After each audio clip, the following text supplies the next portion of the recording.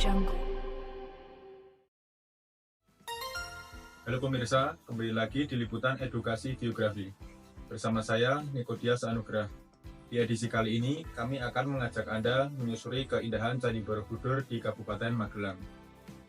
Tidak hanya sebagai warisan budaya, tetapi Candi Borobudur juga bisa sebagai sumber belajar yang nyata dan kontekstual.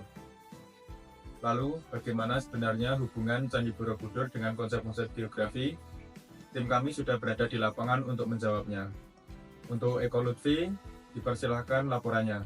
Ya, terima kasih Bung Dias. Saat ini saya sedang berada di lapangan, yaitu tepatnya berada di pelataran Candi Borobudur, yaitu di Magelang, Jawa Tengah, di mana di balik keindahan arsitekturnya dan keindahan candi ini terdapat banyak potensi pembelajaran geografi yang dapat kita petik.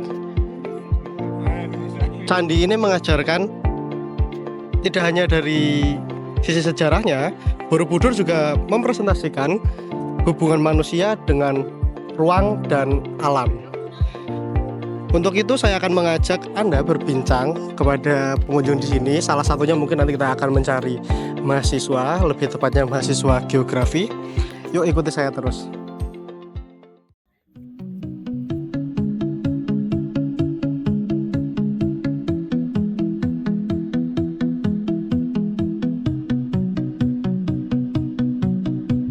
Halo, permisi Mas.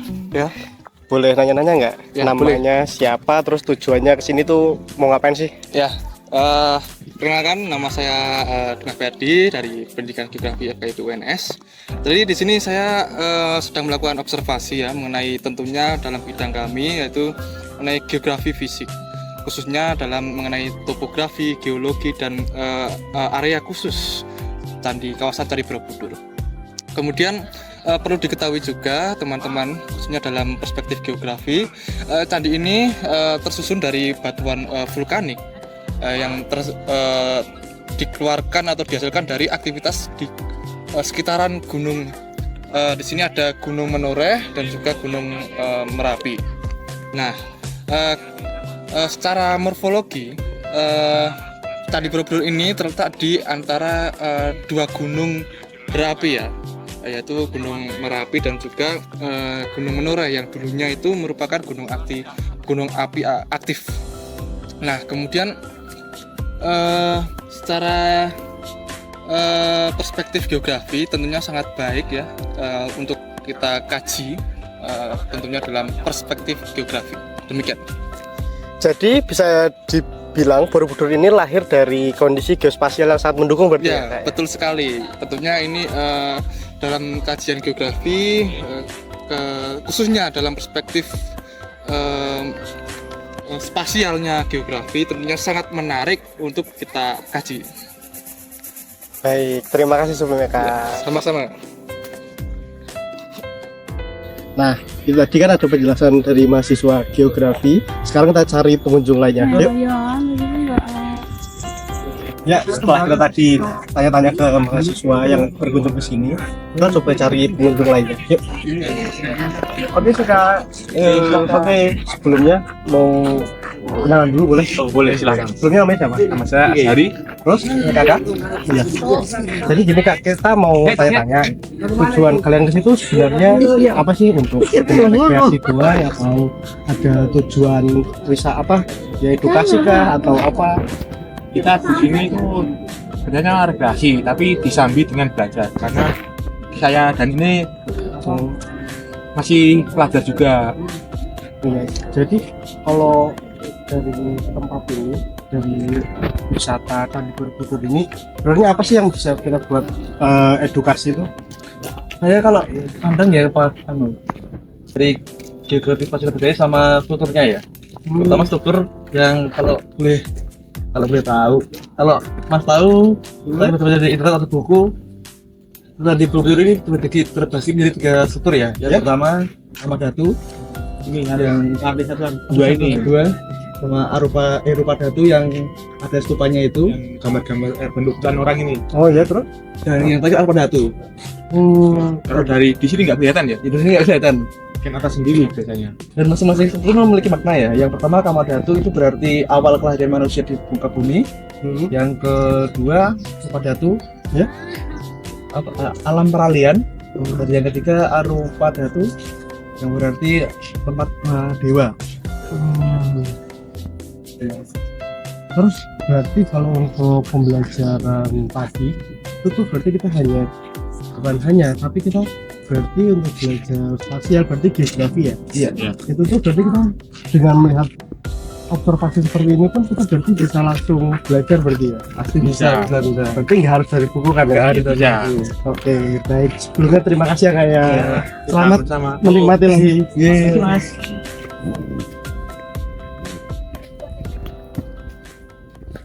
Borobudur, mahakarya budaya dunia ini tidak hanya memukau dari segi sejarah dan arsitektur, ia juga menyimpan potensi luar biasa sebagai sumber belajar geografi, khususnya geografi fisik dan spasial. Candi ini berdiri pada ketinggian sekitar 265 meter di atas permukaan laut, di atas dataran intermontana yang terbentuk dari aktivitas vulkanik masa lampau. Letaknya berada di zona transisi antara pegunungan dan dataran rendah, suatu posisi geografis yang berpengaruh besar terhadap dinamika lingkungan sekitarnya. Dari sisi bentuk, lahan atau landform, kawasan Borobudur terletak pada punggungan lava yang sudah mengalami pelapukan.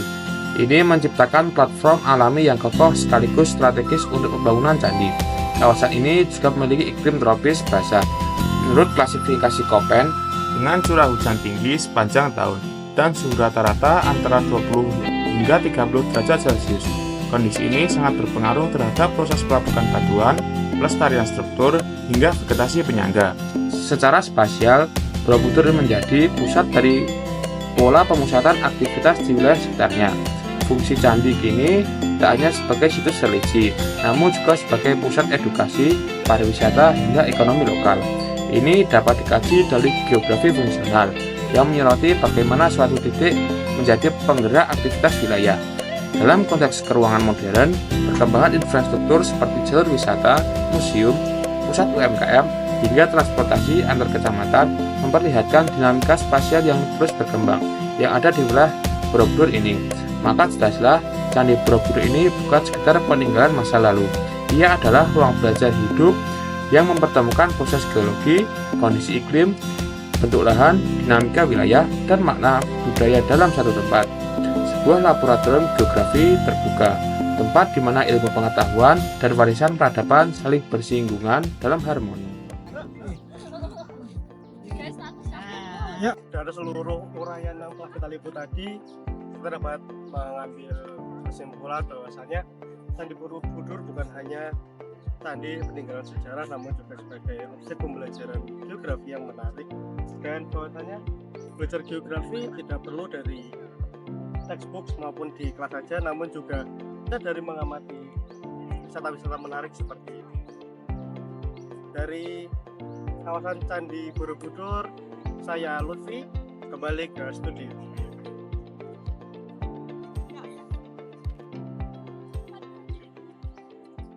Luar biasa, dari wawancara dan penelusuran tadi, kita bisa belajar bahwa geografi tidak harus selalu dikeras.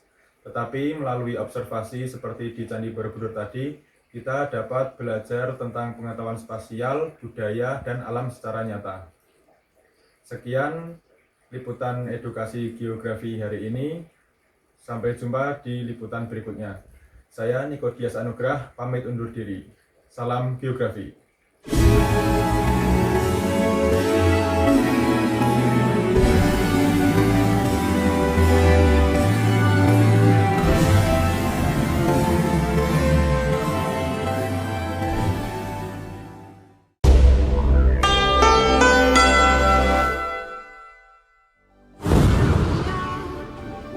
Smile, now the sunshine brings the light. Fill me out.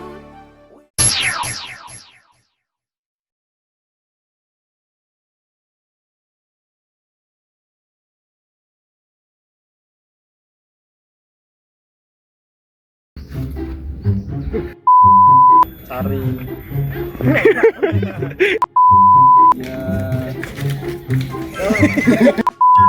Oh.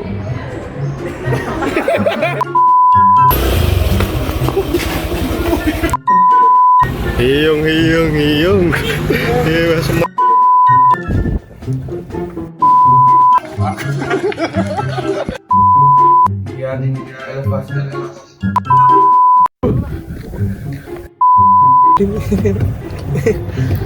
Halo Mas.